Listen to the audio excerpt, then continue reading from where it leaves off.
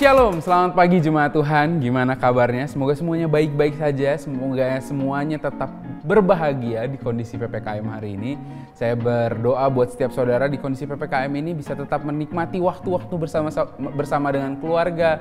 Karena lagi WFH ya kan. Terus bisa menikmati waktu dengan diri sendiri mungkin yang belum menikah atau punya keluarga, yang ngekos gitu. Atau yang paling terpenting bisa menikmati waktu bersama Tuhan. Sama seperti hari ini kita mau beribadah, kita mau nikmati waktu kita bersama Tuhan. Saudara, sekarang kita mau memuji Tuhan. Mari saudara siapkan hati, mari kita berikan persembahan pujian kita yang terbaik di hadapan Tuhan. Amin. Mari kita puji Tuhan.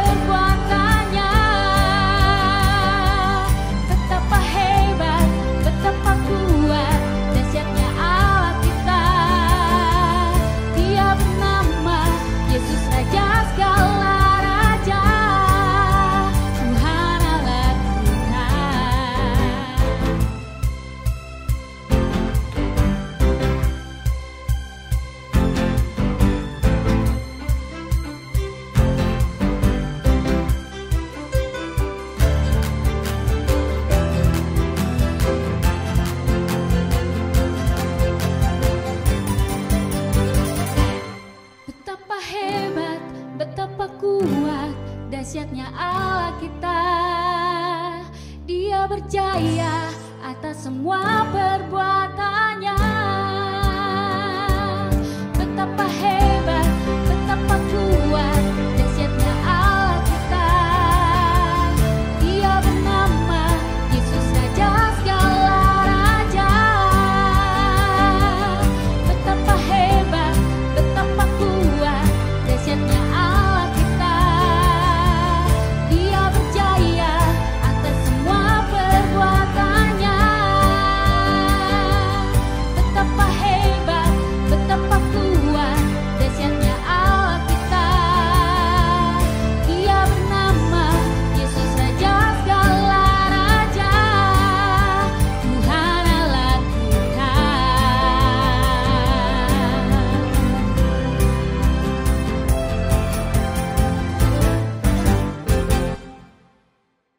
Saatnya kita sudah masuk di segmen pokok doa. Saudara-saudara, tidak jemu-jemunya kami sebagai satu jemaat mengundang setiap saudara untuk bisa mengisi form doa bila saudara-saudara yang memiliki beban-beban untuk didoakan.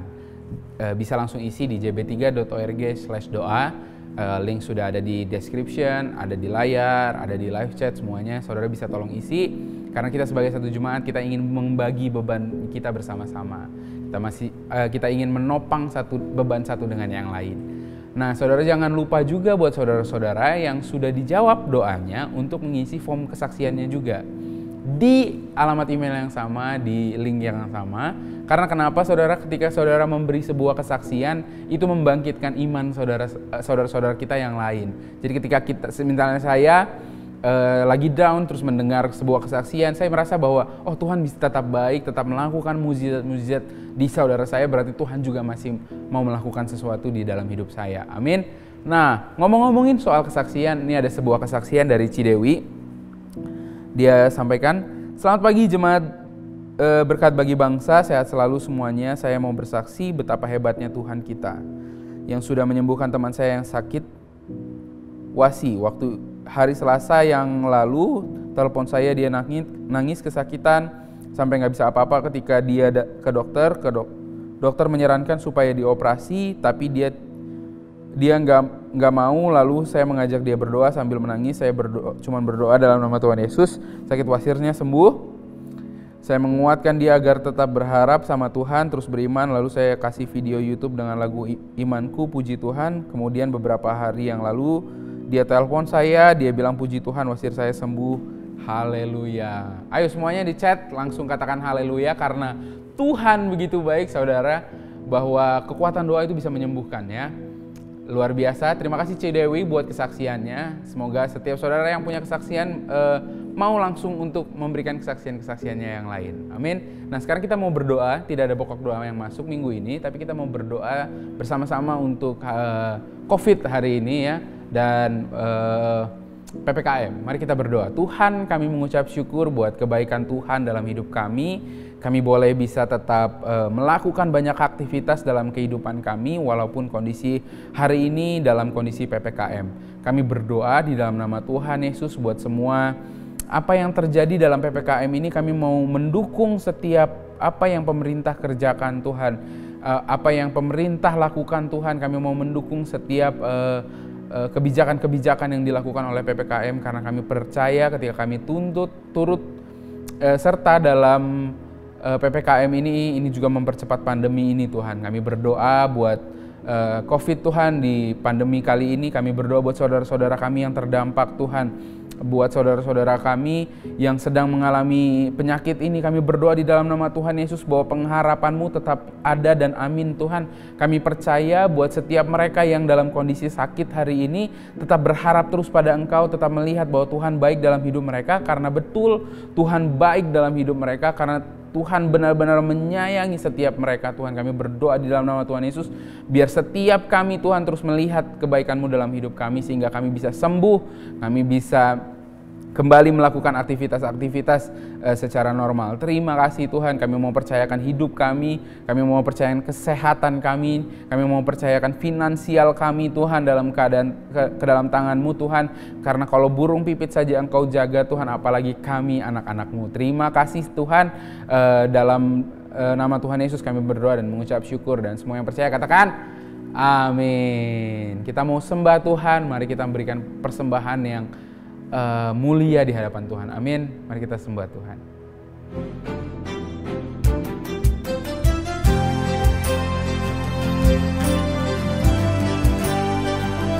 Dosa kita telah dihapus, pelanggaran kita telah dihapus, hanya oleh karena darah Yesus. Dia mati buat kita, Dia memberikan nyawanya buat kita. Bapak Ibu semuanya, kita mau menyembah Tuhan, kita mau meninggikan Dia. Siapkan hati dan pikiran kita untuk menyembah Dia, mengagungkan Dia, Allah yang sudah berkorban begitu besar kepada kita. dosaku telah dihapus. Dosaku telah dihapus hanya oleh darah Yesus. Ku dapat hidup baru hanya oleh darah Yesus. Oh, darah yang kudus, darahnya penebus jiwaku, ditebus hanya oleh darah Yesus.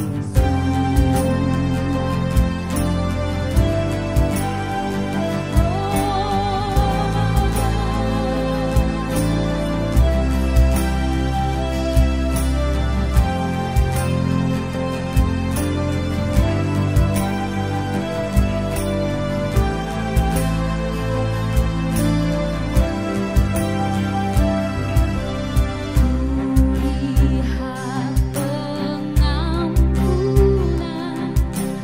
hanya oleh darah Yesus.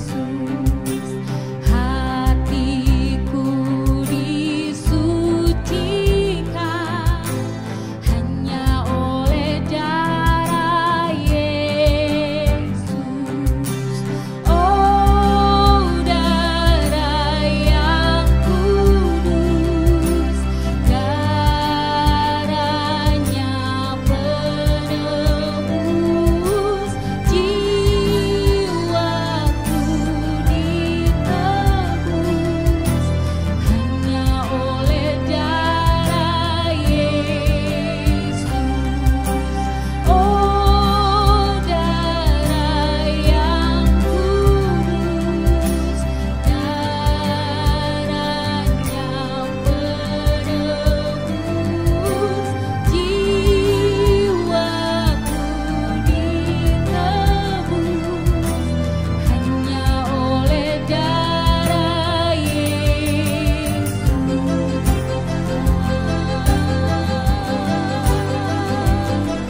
I will praise you, Lord.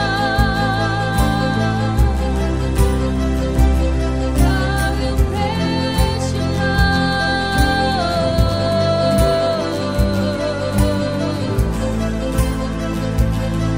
Hallelujah,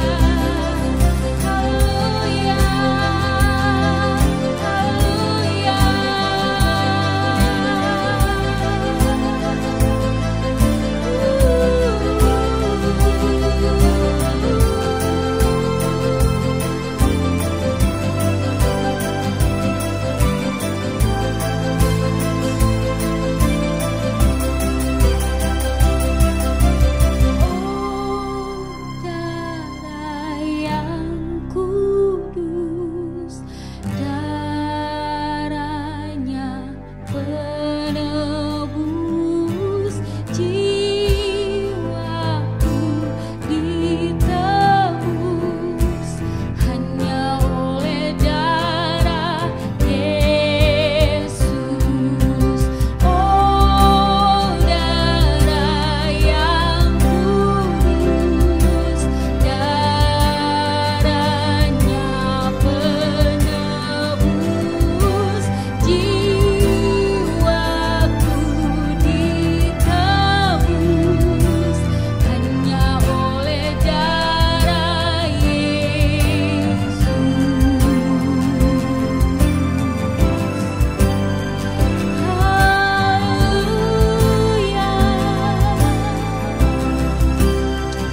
Terima kasih Tuhan, terima kasih Yesus. Amin. Kami bersyukur Tuhan.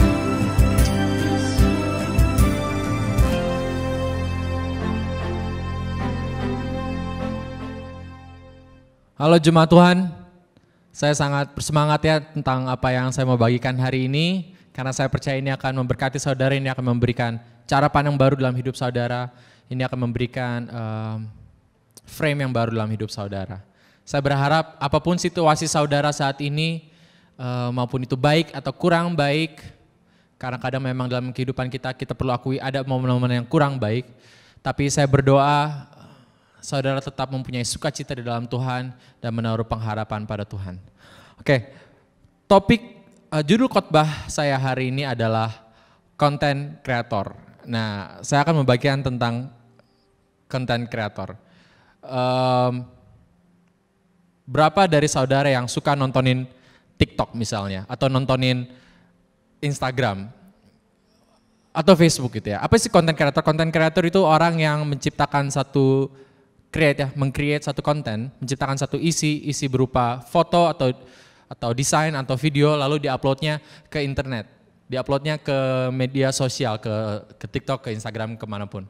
Nah, akhir-akhir ini saya cukup sibuk dengan kegiatan videografi, kegiatan editor, jadi saya adalah seorang content creator. Nah, tapi sebenarnya saudara juga adalah part-time content creator. Kenapa? Karena kalau saudara pernah mengambil gambar sesuatu lalu menguploadnya atau video sesuatu, taruh di story atau live, ya saudara sudah content creator. Nah, hari ini saya akan membagikan bagaimana caranya menjadi content creator yang baik. Jadi anak-anak muda yang suka bikin TikTok, yang suka bikin Instagram, ini buat lu banget. Maksudnya ini bukan tutorial ya. Hi guys, welcome to my channel. Dalam video kali ini gue akan bagiin tentang content creator. Tapi kita akan juga belajar dari satu content creator di Alkitab bernama Paulus. Tapi Paulus ini ternyata dia bukan content creator biasa, saudara. BKKB, bukan content creator biasa. Oke. Nah, kita akan baca mari kita buka ayat Alkitab kita ya, atau saudara bisa lihat di layar, ke Filipi 4 ayat 4 sampai 13. Saya akan bacakan dalam versi AMD. Alkitab versi mudah dibaca. Kenapa AMD? Karena mudah dibaca. Oke. Sebelum kita baca firman ya, saya akan memberikan konteks dulu tentang kitab Filipi ini. Jadi kitab Filipi ini, Filipi pasal 4 khususnya, Paulus itu tujuan utama dari surat ini, Paulus mau berterima kasih kepada jemaat Filipi, jemaat yang dia rintis pertama kali di tanah Eropa, beberapa tahun jauh sebelum dia menulis ini. Dia menulis surat ini untuk berterima kasih kepada jemaat Filipi. Kenapa? Karena jemaat Filipi mengirimkan satu bantuan, satu hadiah kepada Paulus, karena Paulus statusnya pada saat ini dia adalah seorang tahanan. Belum pasti dia tahanan di mana, di Roma atau di kota lain, tapi dia statusnya seorang tahanan. Dia adalah tawanan. Nah, jemaat Filipi mengirimkan bantuan, bentuknya adalah bentuk finansial. Jemaat Filipi kirimin duit, dan mereka juga kirimin satu penolong bernama Epaphroditus untuk menjadi penolongnya Paulus sewaktu dia menjadi tahanan dan untuk temenin Paulus gitu. Nah, jadi tujuan kitab ini adalah Paulus berterima kasih kepada Filipi, makasih ya untuk pemberian kalian. Tapi selain itu juga dia mendorong jemaat Filipi untuk tetap semangat dan juga memberi dorongan untuk menghadapi tekanan penganiayaan pada masa itu.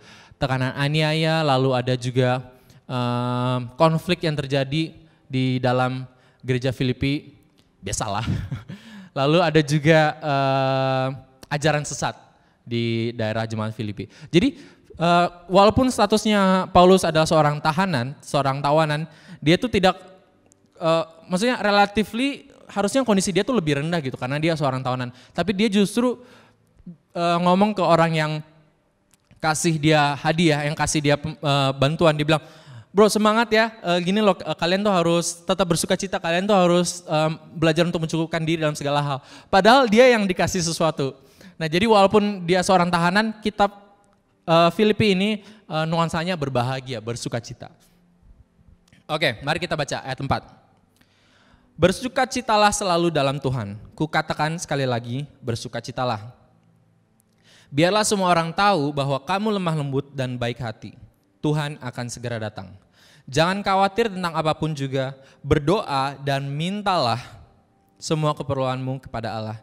Dan bila kamu berdoa, jangan lupa mengucap syukur. Dan damai Allah memelihara perasaan dan pikiranmu dalam Kristus Yesus. Damai sejahtera yang diberikan Allah begitu besar, sehingga kita tidak dapat mengerti hal itu. Saudara-saudara, tetap tetaplah pikirkan yang baik dan yang patut dipuji, yang benar, yang mulia, yang adil, yang murni, yang indah, dan yang terhormat. Oke, kita berhenti dulu sampai ayat 8 ya. Balik lagi ke ayat 4, bersukacitalah selalu dalam Tuhan. Kukatakan sekali lagi, bersukacita. Biasanya kalau orang ngomong 2 kali itu, antara 2, either yang pertama orang yang diomongin atau yang lagi dengar itu nggak dengar dengan jelas sampai harus diulang, atau memang itu artinya penting banget. Jadi Paulus mengingatkan kepada jemaat Filipi, bersukacitalah selalu di dalam Tuhan, atau versi yang kita sering dengar, bersukacitalah senantiasa. Senantiasa artinya selalu. Jadi setiap keadaan dalam hidup kita, setiap situasi dalam hidup kita, kita bisa sambut, kita bisa lihat dengan sukacita dalam Tuhan, tapi hanya dalam Tuhan. Setiap situasi kita bisa lihat dengan sukacita, tapi hanya dalam Tuhan. Dan kalau kita bicara tentang Tuhan, perlu iman. Tentunya perlu iman. Karena pertama, ya kita perlu percaya bahwa Tuhan itu ada, ya kan? Itu perlu iman. Lalu kita perlu percaya bahwa Tuhan bersama dengan kita perlu iman. Jadi segala sesuatu, kalau dengan iman, itu bisa disambut dengan sukacita. Jadi sukacita itu bukan hanya sekedar perasaan aja, bukan hanya sekedar feeling yang feeling good like I should gitu ya. Jadi bukan hai doang, tapi itu adalah satu buahnya, buah dari sukacita. Sukacita adalah pertamanya itu adalah fokus. Itu adalah frame. Apa itu frame? Dalam istilah content creator ya, judul khotbah ini content creator. Dalam istilah ini ada yang disebut frame. Frame adalah satu tampilan layar apa yang ada dalam kamera kita. Jadi kalau kita punya frame, kita punya kamera di HP, atau di kamera SLR maksudnya, apapun yang ada di dalam tampilan kamera itu adalah frame kita. Nah, apa yang ada dalam frame kita, apa yang kita fokuskan, itu menentukan sukacita kita. Apapun itu situasi yang kita alami, kalau kita punya Tuhan, kalau kita hidup dalam Tuhan, kalau kita mengandalkan Tuhan, kalau kita menaruh Tuhan dalam frame kita, segala sesuatu bisa kita sambut dengan sukacita. Itu yang pertama. Contohnya kayak gimana? Saya akan bagikan contoh-contoh praktis dan aplikatif ya selama pesan ini. Jadi watch till the end, pantengin terus video ini sampai habis, jangan kemana-mana. Oke, kita lanjut. Itulah sebabnya Yakobus 1 ayat 2, Yakobus berkata, saudara-saudaraku, anggaplah sebagai suatu kebahagiaan apabila kamu jatuh ke dalam berbagai-bagai pencobaan. Kenapa Yakobus bilang anggaplah? Karena Yakobus tahu memang berbagai pencobaan itu yang nggak gampang gitu, nggak membahagiakan, itu susah. Tapi Yakobus bilang anggaplah, artinya ini bicara fokus gitu. Yakobus bilang, pakai frame yang baru, anggap aja ini tuh kebahagiaan. Jadi kebahagiaan itu adalah satu fokus. Joy is no longer just a feeling, but it's a focus. Yang menentukan sukacita kita harusnya bukan situasi kita, tapi kehadiran Allah yang ada dalam fokus kita. Nah, kita akan bicara tentang teknik-teknik seorang content creator ya. Saya akan berikan ilustrasi juga. Ilustrasi ini terinspirasi dari satu hamba Tuhan yang saya suka dengar. Jadi ada satu teknik kamera namanya pan and zoom. Apa itu pan? Pan itu menggeser ya, menggeser. Bukan kameranya yang digeser, tapi pandangan kameranya. Nah, kalau saudara sadar dari tadi, saya geser ke kanan ke kiri, ini kameramennya lagi panning nih. Nah, ini namanya pan. Coba sekarang saya mau kasih contoh, kameramen tolong pan ke, ya, nah gitar itu. Ini namanya pan. Sekarang pan ke saya, pan fokusnya ganti ke saya, lalu di zoom. Oke, kameramen go. Pan and zoom. Zoom. Oke. Wah, jerawatnya banyak. Nah, ini pan and zoom. Jadi Paulus sedang mengajarkan kadang kita harus pan and zoom. Kita lanjutin ayatnya ya, ayat 5. Oke, zoom out lagi. Ini terlalu dekat. Kita lanjutkan ayat 5. Biarlah semua orang tahu bahwa kamu lemah lembut dan baik hati. Tuhan akan segera datang. Jangan khawatir, ayat 6, jangan khawatir tentang apapun juga.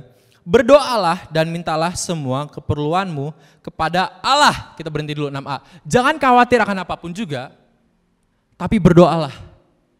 Nah, di pen tuh. Pen maksudnya. Tadinya khawatir, tadinya frame kita penuh dengan kekhawatiran, penuh dengan masalah hidup kita. Pen.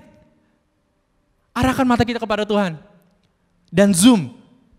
Coba zoom kameramen, saya bukan Tuhan, tapi ini contohnya. Jadi yang tadinya fokus ke masalah, dari A, pen ke B, dan zoom. Arahkan mata kita kepada Tuhan. Oke, zoom out lagi. Yang tadinya mungkin kita fokus dalam bagaimana masa depan kita, pen and zoom, doakan kepada Tuhan. Apapun yang kita bisa khawatirin, kita bisa pen and zoom, kita bisa doakan.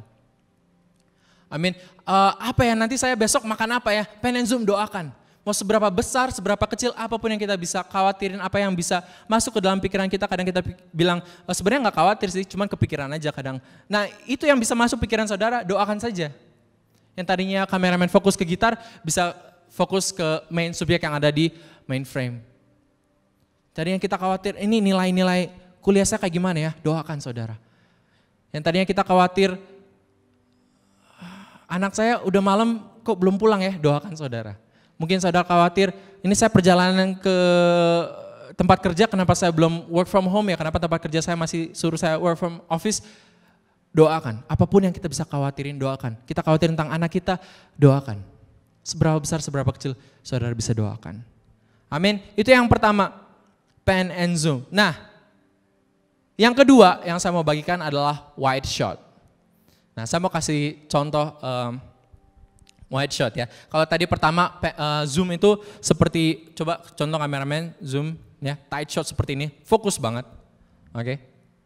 Nah sekarang wide shot itu lebar banget. Coba kameramen bikin wide, very very wide. Wah, ternyata ada subjek lain di sini dan ada kameramen. Oke, zoom in sedikit, atur frame. Oke, kameramen nggak kelihatan. Nah kadang kita perlu wide shot saudara, kita perlu melihat ada sesuatu yang lain di dalam kamera kita. Paulus bilang, terima kasih Bapak, silakan duduk.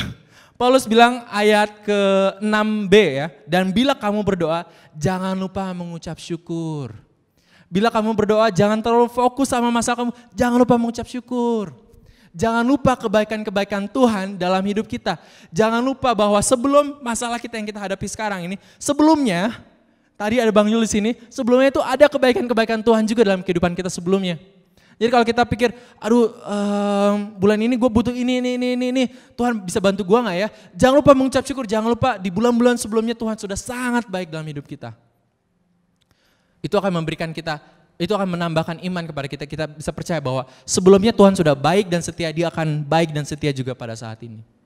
Amin. Itulah sebabnya Yosua dan Kaleb, mereka adalah salah dua dari 12 pengintai yang dikirim Musa ke tanah Kanaan. Tapi 10 pengintai itu bilang, wah orang-orang di tanah Kanaan ini besar-besar, mereka raksasa, kita seperti belalang di hadapan mereka, kita seperti serangga, mereka tuh susah banget lah dikalahin. Wah Musa, kamu keluarin kami dari tanah Mesir, tapi bawa ke negeri tanah perjanjian, tapi tanah perjanjian isinya bukan cuman susu dan madu, tapi banyak orang-orang yang menyeramkan. Gitu. Tapi bukan begitu halnya dengan Yosua dan Kaleb, mereka punya frame berbeda, mereka punya wide shot. Mereka melihat bahwa di masa lalu Tuhan sudah begitu baik, Tuhan sudah menunjukkan keagungan kebesarannya waktu Dia memberi 10 tulah kepada Mesir. Dia sudah menunjukkan kebaikannya, anugerahnya, kebesarannya waktu Dia membelah Laut Merah. Jadi buat Yosua dan Kaleb, orang-orang seperti ini tuh kecil buat Tuhan. Amin. Mari kita punya, kadang kita perlu zoom shot, karena kita perlu wide shot. Itu juga halnya, itu juga sebabnya Daud bisa melihat Goliat, tapi dia tidak begitu membuat frame yang fokus akan Goliat. Dia punya wide shot bahwa sebelumnya Tuhan sudah membantu saya mengalahkan singa, Tuhan sudah membantu saya mengalahkan beruang, Tuhan pasti bisa bantu saya melawan Goliat ini. Amin. Saya jadi, selain itu, maka itu kita juga perlu untuk mendengar kesaksian-kesaksian orang. Kenapa? Karena itu memberikan kita wide shot. Tuhan sudah baik kepada orang ini, Tuhan sudah baik kepada orang itu, dan Tuhan juga mengasihi saya percaya Tuhan juga pasti akan menolong saya. Makanya diisi form doa ya, coba saudara bukan hanya isi dengan permohonan doa saja, tapi isi juga dengan kesaksian, karena itu akan membangkitkan iman teman-teman kita.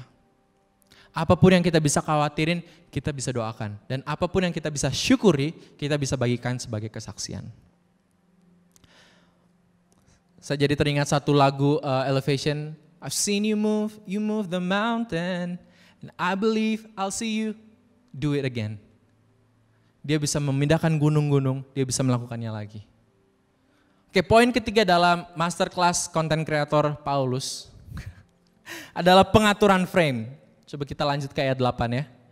Saudara-saudara, tetaplah pikirkan yang baik dan yang patut dipuji, yang benar, yang mulia, yang adil, yang murni, yang indah, dan yang terhormat. Pengaturan frame. Nah kadang saudara, kalau saudara lagi Zoom meeting atau lagi live di Instagram atau bikin story, mungkin sebelum saudara nyalakan kamera, saudara lihat frame-nya dulu kan. Coba taruh kamera di tripod terus saudara lihat, di sini ada baju kotor. Rapiin dulu, frame-nya dirapiin. Oh di sini ada handuk warna pink ngejreng gak cocok sama tone warnanya, rapiin dulu. Atur frame-nya dulu. Singkirkan apa yang kelihatannya merusak frame, singkirkan. Tambahkan yang baik, yang ini background-nya terlalu kosong, tambahkan aksesoris misalnya. Oh ini setnya terlalu gelap, tambahkan cahaya misalnya. Tambah dan singkirkan dalam frame saudara. Tambah apa? Ayat 8. Tetaplah pikirkan yang baik. Saudara, pikirkan yang patut dipuji, yang benar, yang mulia, yang adil, yang murni, yang indah, dan yang terhormat. Tambahkan hal-hal yang seperti itu dalam pemikiran saudara, dalam cara saudara memandang satu situasi, dalam cara saudara memandang seseorang. Dan singkirkan apa? Singkirkan yang tidak baik, singkirkan yang tidak mulia, singkirkan yang tidak patut dipuji, singkirkan itu dalam frame saudara. Kita nggak selalu bisa mengatur situasi dan kondisi dalam hidup kita, tapi kita bisa mengatur frame kita. Kita bisa mengatur cara pandang kita melihat sesuatu. Amin. Kita lanjut ayat 9 sampai 13 ya. Kita baca ayat 9 dan 10 dulu. Sekarang saya akan baca dalam versi terjemahan baru. Ayat 9. Dan lakukanlah yang telah kamu pelajari dan terima dari aku. Lakukanlah seperti yang telah kukatakan dan seperti yang kamu lihat apa yang telah kulakukan. Dan Allah yang memberikan damai akan menyertai kamu.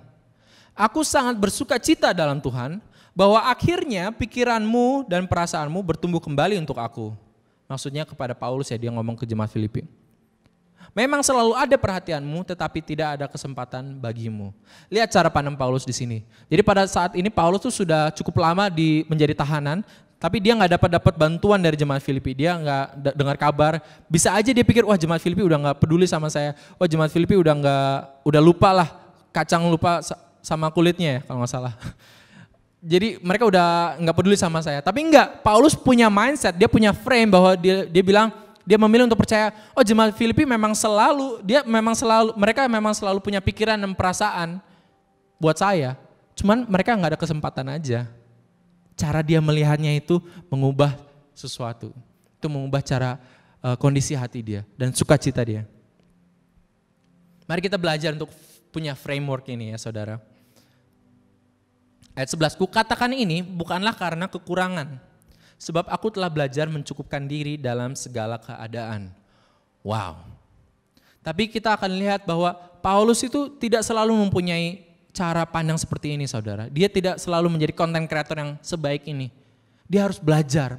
Dia belajar melewati kesusahan, dia belajar melewati musim-musim hidup sampai akhirnya dia sampai pada titik ini di mana dia belajar, dia mendapatkan rahasia untuk mempunyai framework ini. Jadi no pressure buat saudara, maksudnya kita belajar setiap hari. Saudara tidak perlu tiba-tiba perfect besok langsung punya framework yang apapun yang saudara lihat langsung saudara bersuka cita misalnya. Tapi mari kita belajar setiap hari, Situasi saudara mungkin tidak berubah, tapi ketika saudara punya frame yang baru, saudara punya cara pandang yang baru, Anda akan mempunyai sukacita dalam Tuhan. Dan saudara bisa belajar untuk mencukupkan diri dalam segala hal. Ayat 12, aku tahu apa itu kekurangan dan aku tahu apa itu kelimpahan. Dalam segala hal dan dalam segala perkara tidak ada sesuatu yang merupakan rahasia bagiku. Baik dalam hal kenyang maupun dalam hal kelaparan. Baik dalam hal kelimpahan maupun dalam kekurangan. Aku dapat menghadapi semua itu melalui Kristus sebab dia memberikan kekuatan kepadaku. Paulus berterima kasih kepada jemaat Filipi. Thank you ya hadiahnya, makasih banget loh. Tapi sebenarnya saya gak butuh. Terima kasih hadiahnya. Saya sebenarnya nggak butuh, bukannya dia nggak mengucap syukur, tapi dia mau sampaikan pesan bahwa bukan situasi dan keadaan yang bikin dia bahagia. Dia sudah belajar, dia sudah mendapatkan rahasia bagaimana caranya bersuka cita di dalam Tuhan, mencukupkan diri dalam segala hal, bukan ditentukan oleh situasi.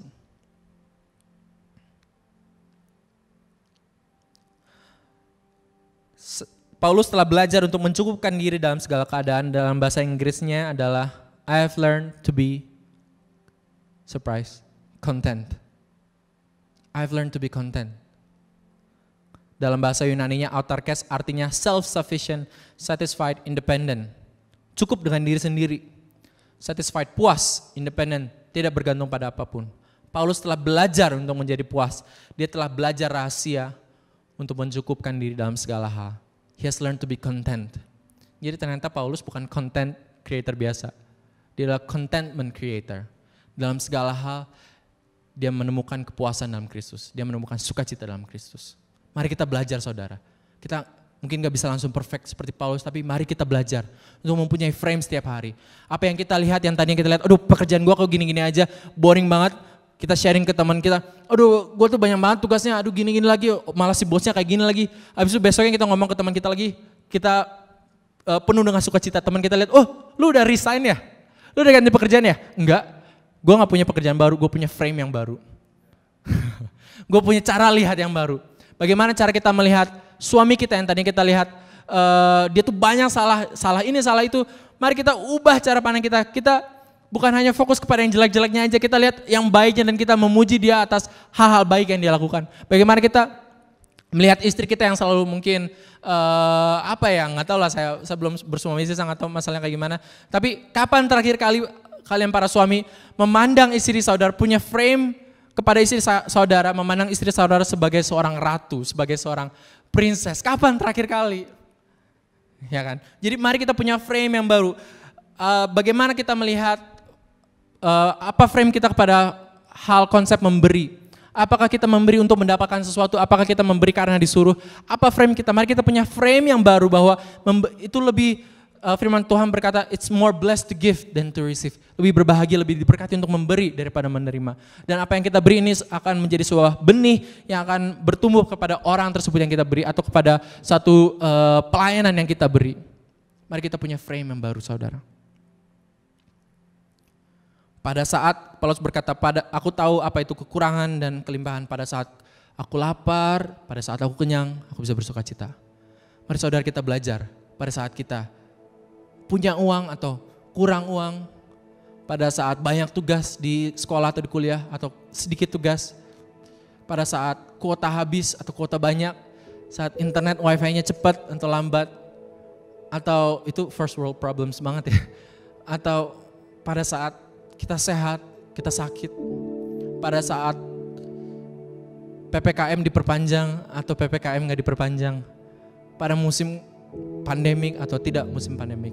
Mari kita belajar untuk mencukupkan diri dalam segala hal dan bersuka cita selalu dalam Tuhan.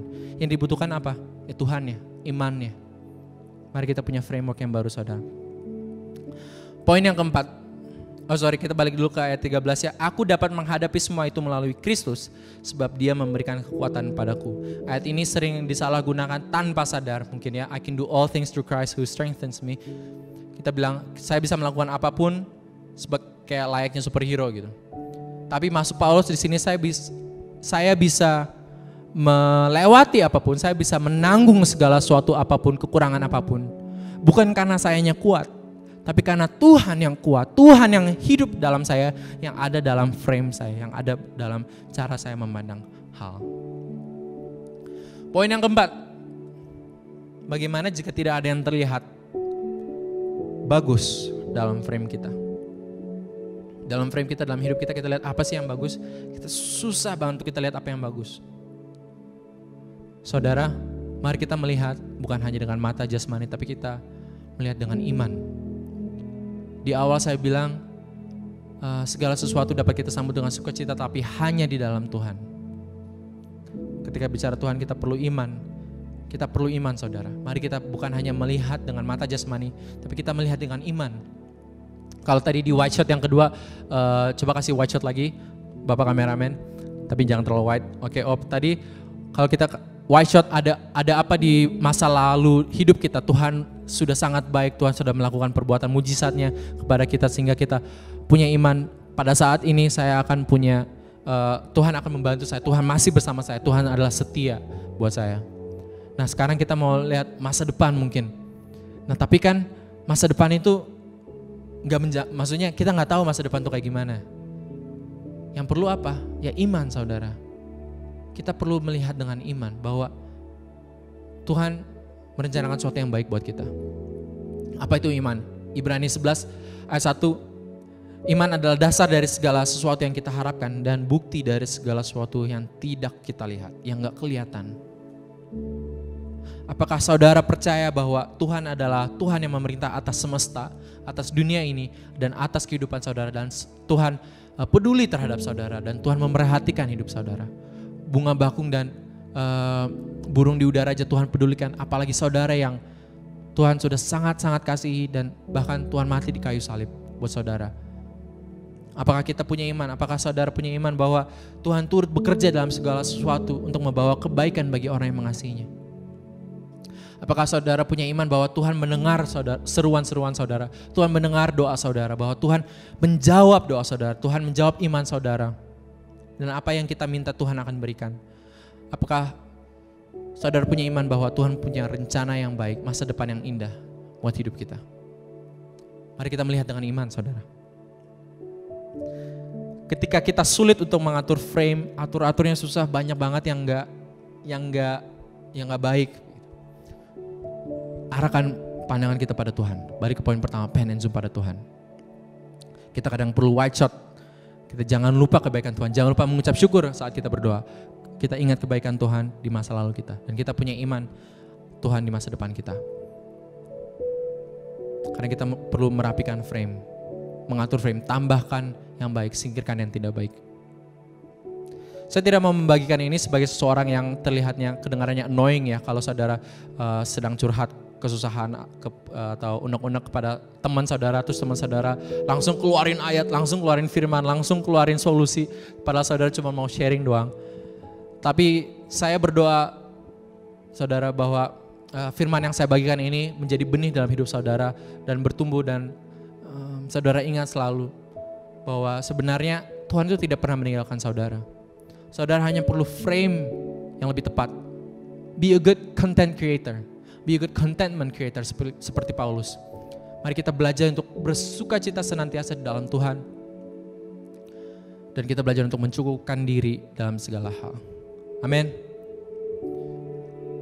Amin. Mari kita berdoa. Saudara. Bapa, kami mengucap syukur untuk firman yang Kau bagikan pagi hari ini Tuhan. Kami mengucap syukur bahwa Engkau tidak pernah meninggalkan kami Tuhan. Bahwa Engkau adalah Allah yang setia di masa lalu kami, Engkau adalah Allah yang setia juga pada masa kini kami Tuhan. Dan kami percaya Engkau adalah Allah yang setia di masa depan kami Tuhan. Bapak, ingatkan kami untuk mempunyai tight shot, mempunyai close up shot kepada Engkau Tuhan, untuk arahkan frame kami kepada Engkau. Ingatkan kami juga bahwa Engkau sudah sangat baik dalam kehidupan kami di masa lalu sampai saat ini Tuhan. Ingatkan kami juga Tuhan akan kebaikan Engkau yang sangat besar, the ultimate gift you give us Lord. Yaitu Engkau sendiri yang mati di kayu salib, yang memberikan keselamatan bagi kami. Ingatkan kami Tuhan bahwa itu adalah sukacita terbesar, bahwa kami sudah diselamatkan dan kami akan bertemu Engkau di surga nanti Tuhan. Ingatkan kami Tuhan untuk percaya dan penuh iman kepada Engkau, dan mempunyai sukacita yang ditentukan oleh kehadiran Engkau saja Tuhan, oleh frame kami Tuhan, bukan dengan situasi kami Tuhan. Aku berdoa kepada setiap yang mendengar Tuhan, pada setiap anak-anak muda maupun orang-orang tua Tuhan, bahwa ketika mendengar ini mereka mempunyai frame yang baru, mereka belajar untuk menghidupi kehidupan mereka dari Senin sampai Minggu setiap hari Tuhan, dengan frame di mana ada Engkau di dalamnya, dengan frame yang baik Tuhan, dengan tidak hanya mengkhawatirkan segala sesuatu tapi membawanya ke dalam doa. Terima kasih untuk firman yang Kau bagikan Bapa. Di dalam nama Tuhan Yesus kami berdoa dan mengucap syukur. Semua katakan amin. Amin. Tuhan memberkati. Terima kasih buat saudara kita Pierre Edison Hermanus buat firman-Nya yang luar biasa untuk kita menjadi contentment creator ya. Semoga ini firman-Nya memberkati ya, saya terberkati sekali. Kami mau mengundang buat setiap saudara yang baru pertama kali hadir di jemaat kita, baru pertama kali ikutan ibadah online. Buat setiap saudara-saudara yang baru pertama ikutan, boleh langsung isi di jb3.org/newvisitor. QR code-nya sudah ada. Saya nggak tahu sebelah kiri atau kanan. Terus linknya juga sudah ada tercatat ya. Bisa saudara langsung scan, langsung isi. Karena kami sebagai jemaat Tuhan ingin mengenal saudara jauh lebih dalam. Mari masuk ke dalam keluarga kami. Amin. Dan kita juga ada beberapa pengumuman sebelum kita masuk ke persembahan. Pengumuman kita hari ini datang dari sekolah minggu. Buat adik-adik, minggu depan tanggal 1 Agustus, adik-adik langsung masuk kelasnya sama seperti papa mamanya ikutan ibadah. Jam 9 pagi. Jadi saudara adik-adik sekalian, buat papa mamanya, tolong buat adik-adiknya bisa ikutan ibadah Zoom-nya jam 9 pagi ya. Khusus minggu depan tanggal 1 Agustus. Kenapa dipercepat? Karena di minggu yang sama kita itu punya covenant meeting. Covenant meeting ini akan dilakukan 10.15 saudara-saudara. Tanggal 1 Agustus buat saudara-saudara yang sudah berjemaat di tempat ini berarti saudara sudah menjadi satu covenant bersama kita. Jadi ikutan dan semua info dan link akan di-share oleh Kalince ya, sekretariat jemaat. Jadi ditungguin dan ada apa nih di covenant meeting? Tungguin aja, pasti seru banget karena kita semua kumpul lagi ya secara virtual. Dan yang tidak lupa kalah pentingnya di tanggal 27 Juli ada hari yang spesial. Ya hari spesial ya karena hari Selasa enggak tuh. Hari ini hari tanggal Selasa 27 Juli itu anak-anak GAP akan melakukan pertemuannya. Pertemuannya dilakukan lewat Google Meet lagi. Lewat Zoom meeting. Jadi buat teman-teman, buat saudara-saudara yang masih merasa muda untuk bisa ikutan hari Selasa jam 7 malam ya. Stay tune. Nanti akan infonya akan di-share di Komsel, grup-grup Komsel, di grup kita ya The Gap, di grup-grup banyak lah, pokoknya banyak grup ya. Nanti akan di-share semuanya ya. Dan terus pantengin Instagramnya Gap ya. Buat saudara-saudara karena ada yang menarik yaitu Monday Message. Enggak tuh bercanda. Oke, kita mau memberi persembahan ya, kita mau memberi persembahan. Pertama kita mau memberikan persembahan diakonia. Ini persembahan yang diperuntukkan untuk memberikan bantuan buat saudara-saudara kita yang hari ini secara finansial kekurangan. Saudara, mari bila saudara tergerak untuk memberi, QR code sudah ada. Terus rekening juga sudah tercantum di layar. Saudara bisa langsung memberi karena pemberian saudara itu memberkati banyak orang. Amin. Kita juga mau memberi, kita mau memberi yang terbaik saudara, memberi persembahan. Biar kita percaya ketika kita memberi persembahan kepada Tuhan, kita sedang menaruh satu iman bahwa Tuhan adalah Tuhan dalam hidup kita, bukan uang kita. Jadi mari kita berikan yang terbaik, berikan yang the best lah.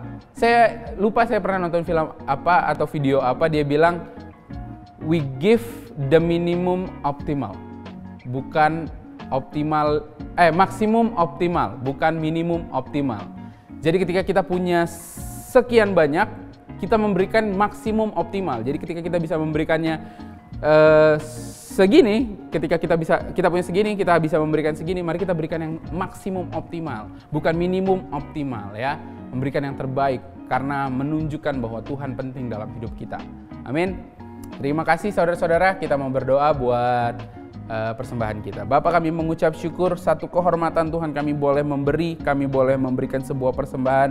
Kami mau memberikan dengan penuh sukacita dan penuh dengan keberanian Tuhan hari ini. Kami berdoa di dalam nama Tuhan Yesus, setiap pemberian kami ini Tuhan memberikan sukacita dalam hati-Mu Tuhan, karena ini sebuah deklarasi Tuhan. Ketika kami memberi persembahan, kami mau nyatakan bahwa Tuhan adalah Allah dalam hidup kami. Tuhan adalah Bapa yang peduli buat hidup kami Tuhan. Bukan uang kami yang menyelamatkan kami, tapi Engkau yang menyelamatkan kami Tuhan. Terima kasih buat kesempatan ini, kami mau memberi yang terbaik dengan penuh sukacita dan keberanian. Dan semua yang siap memberi katakan amin. Mari kita mau lihat video pengumuman saat minggu ke depan.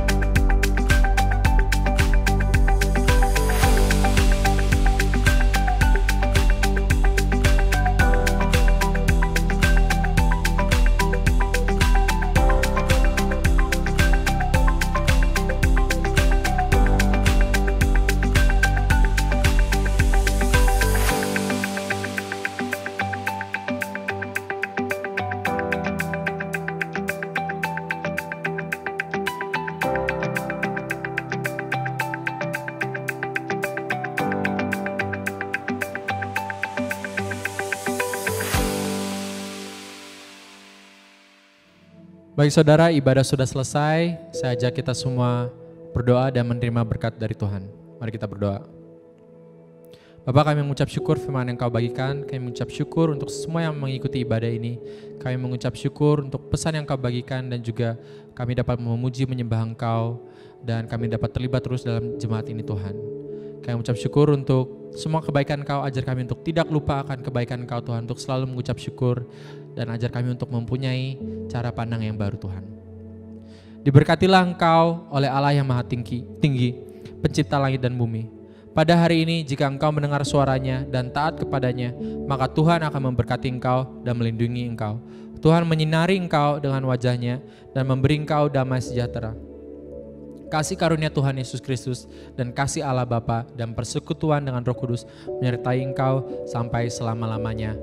Amin. Amin. Terima kasih saudara, kita sudah ada di penghujung acara. Terima kasih buat saudara-saudara yang sudah stay tune dari awal hingga akhir. Buat saudara-saudara yang miss di tengah-tengah, boleh langsung lihat rerun-nya ya. Jangan lupa untuk tetap ibadah di hari Minggu. Terus buat saudara-saudara yang bukan ketinggalan. Saudara-saudara yang masih penasaran dengan firman-Nya, terus ditonton lagi saudara, diresapi, diilhami lagi ya. Karena ini akan diupload lagi, jadi bisa ditonton ulang. Dan buat adik-adik jangan lupa untuk 10.15 kita harus masuk ke kelas. Jadi langsung aja stay tune di depan gadget kalian untuk bisa kita sama-sama beribadah sekolah minggu. Dan jangan lupa minggu depan jam 9. Terima kasih, sampai jumpa minggu depan. Tuhan Yesus memberkati. Julius signing out.